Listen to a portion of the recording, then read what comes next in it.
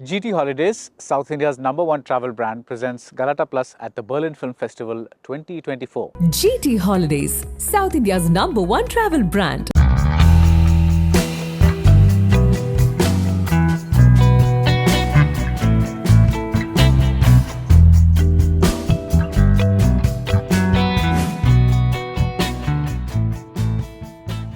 Hi Nishi Dugar, you're just coming from the premiere of Anaar Daana, your short film at the Berlinale. Tell me all about it. Like, what was the premiere like?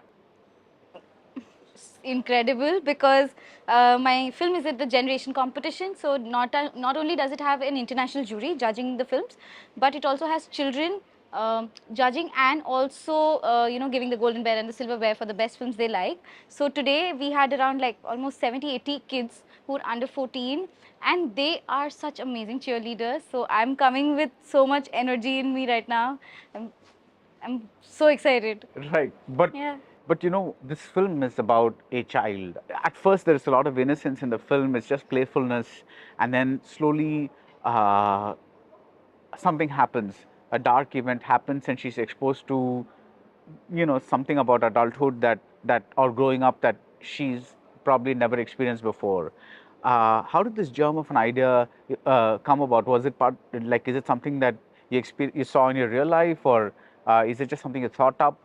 No, so a lot of this film is my personal experiences of my childhood and losing my grandmother, and also I mean, I think when you're children at when you're 5, you don't realize it, but when I was like 20 years later, and I'm thinking, okay, that is traumatic. That nobody told me that my grandmother's passed away, and I was running helter skelter in the house, trying to figure, what 2 plus 2 here, what does it mean, and my parents were absent. I don't know where they were, and it just sort of confused me so much. And till this date, I carried it, and then I was like, okay, I need to talk about this, and that's why I chose it for.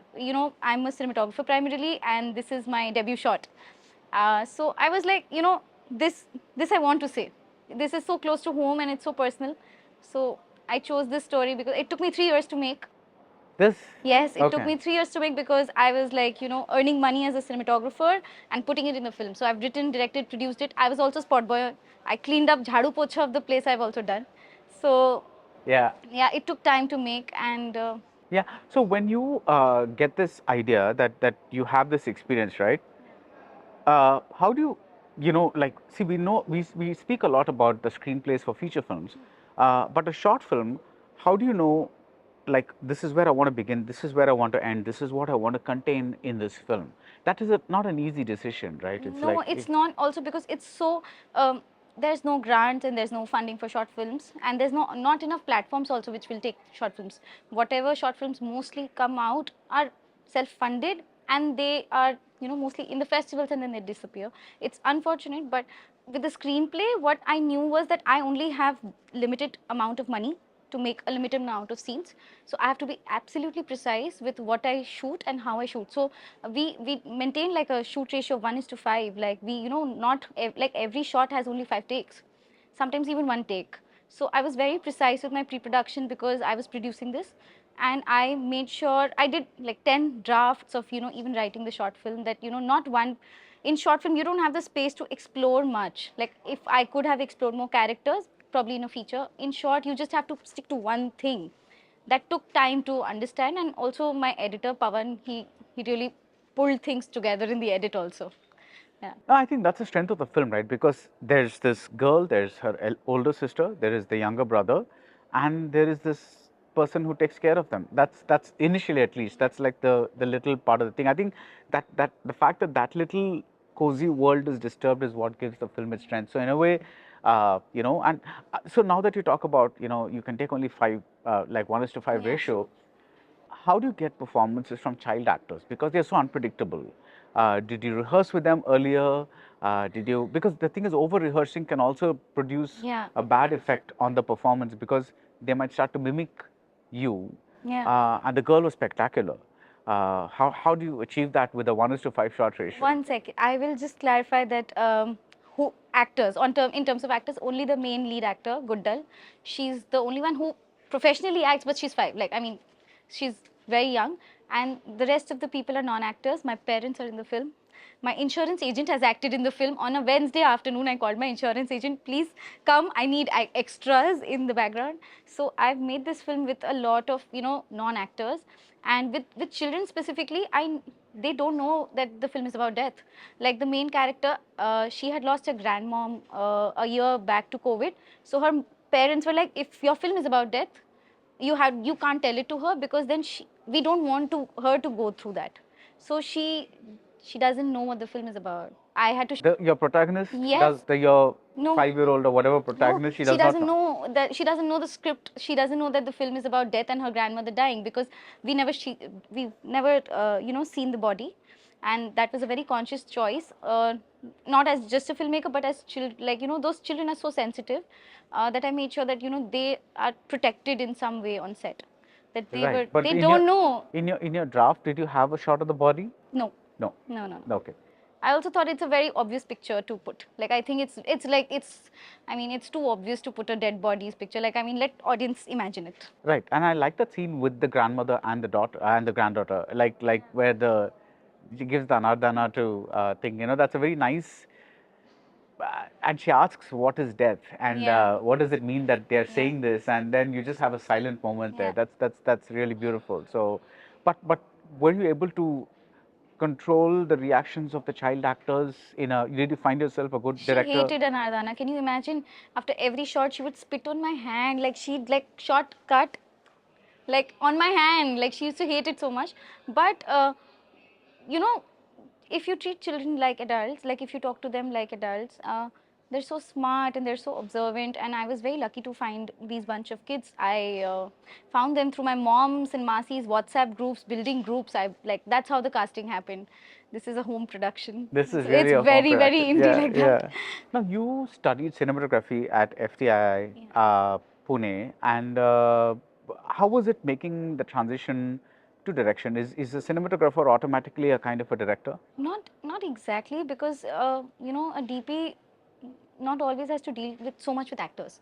So for me, the biggest learning from making a debut like this, making a short film, was also that we as technicians, we are sort of cushioned by how to get a performance, and how to get an actor to do what you want them to do. That was very new to me. But I made this transition because I'll come clean on this. I was very, very frustrated at that point in my life for not getting enough work as an independent cinematographer. And I feel my gender plays a big role in that, because there's not enough, representation of female cinematographers in Bollywood, especially. So I was coming from a place of frustration, and I was like, okay, let me just make something of my own. Let me just try something new in my life, to challenge me, because personally I would have wanted my film to come to me as a DP, and it was not coming, and I was like, okay, I'll make something of my own then. So Right. But why do you think this happens? I mean, are they not comfortable with female cinematographers, or what is the? I don't know. I think you're afraid of the unknown. Maybe you don't realize that there are so many of us already. I'm also a part of Indian Women Cinematographers Collective, which is an amazing, amazing group of female DPs working in India. And they're all very, very supportive. But, we're very few in number. Yeah. So probably because, there's not enough, um, you know, information also. And I think, yeah, like so many times people ask me if I can pick a camera. Uh, I mean, they think I can't. So it just is a part of my everyday job. I take it very lightly now. I say, let's see, we'll see. Yeah. If Yeah. not, I'll go home. Yeah, yeah. But Finally, your bio at the Berlinale says you've been fascinated by films since childhood. yeah, So, what are some of these films?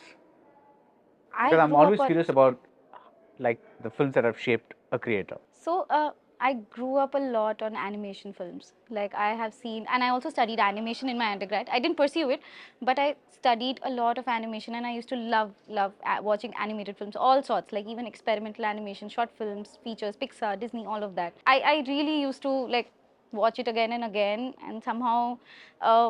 One thing led to the other, and then I was like, I realized I'm not good at animation, so that's why I shifted. But the other films that I used to really like watching as a kid was like, I was big into fantasy, I was big into reading, so a lot of my father would not let me watch Bollywood films, unfortunately.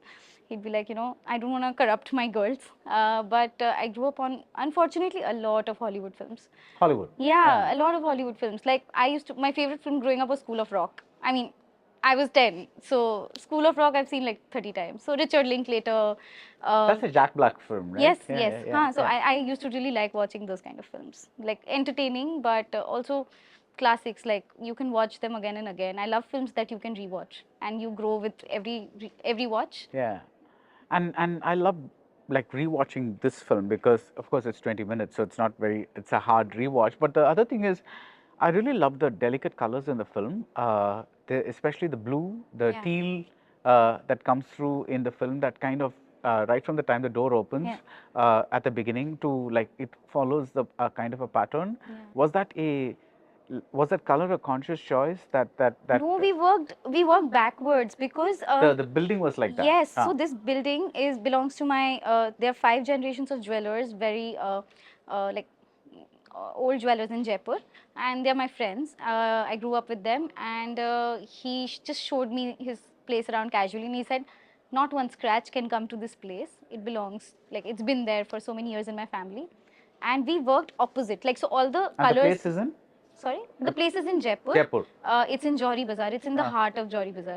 So it's pink from the outside, but it's so colorful inside.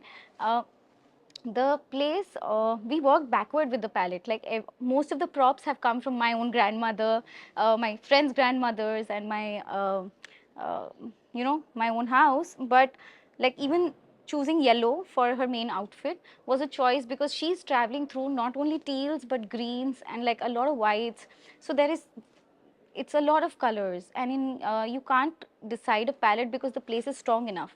So my colorist and DP worked before we shot it because as I said that pre-production was very tight on this. And the location decided. Yeah, and I a lot. also wanted it to be a bubble. Like like the film is a bubble. Yeah, Like yeah. no, you don't see anything outside the house. Yeah. So, but the house is so colorful, and I wanted to retain all of those colors and all the dark places. The film has a lot of darkness. Uh, the interiors of the house, and these are very old structures. If you will push the balcony, it will fall. It's that fragile. So Yeah, it's lovely. So thank you so much for the film. Best of luck. You're up for an award, and hopefully that happens. And congratulations on your premiere, which is actually the biggest award of all. Because the thing is, getting selected prestigious festival like this at the Berlinale and getting to see and the excitement on your face, I think that's the biggest reward of all. Thank you so yes, much, I'm Nishi. coming very high from. I was like, wow, what and it was it. The kids' reactions. This category is so special. They the kids take it very seriously. They've taken one When you say week off kids, from what school. age are you talking about? So the audience, 50% of the audience today was under 14. Okay. And mostly 7, 8 years actually. And they all maintain a film diary. They get a week off from their schools to officially come to Berlinale, and they're part of jury. Like you can register your children as jury members, and then they write about your film. And a month later, Berlinale will give me all that they've written about the film. Lovely, lovely. Yeah. I hope you get to read all those wonderful Yeah. things. Yeah. Thank you. Thank you. Yeah. Thank you. GT Holidays, South India's #1 travel brand, presents Galata Plus at the Berlin Film Festival 2024. GT Holidays, South India's #1 travel brand.